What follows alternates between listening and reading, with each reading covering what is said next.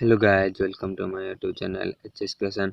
आसतु जानिबा पितृपक्ष मानक श्राद्ध कहीं दि जाए एवं यह केउं समय दि जाए एथिरे कौन कौन सब नियमावली रही। पूर्वजों को श्राद्ध देवाको आम हिंदू धर्म मान्यता अनुसार पितृपक्ष श्राद्ध बोली कहुए। यह चलित मास 20 तारिख आरंभ हो। पितृपक्षर आरंभ आश्विन मास शुक्ल पक्ष पूर्णिमा तिथि होता है एवं यार शेष आश्विन मास कृष्ण पक्ष अमावास्या तिथि होता है। यह सेप्टेम्बर 20 आरंभ हो अक्टोबर 6 तारिख समाप्त होता है।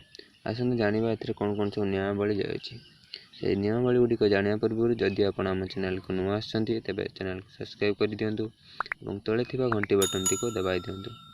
पितृपक्ष शास्त्र यही नियम अनुसार ब्राह्मण को भोजन करने उचित, ता सहित गाई और कुकुर को भोजन कराइबा उचित।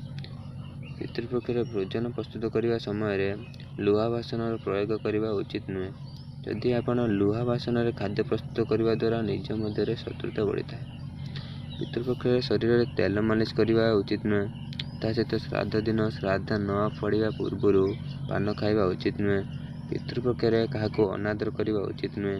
पितृपक्ष कहीं भी आपण को द्वार मुहर खाली हाथ में फेरवा उचित नुहे। जीवजंतु माने खाली पेट फेरवा उचित नुहे।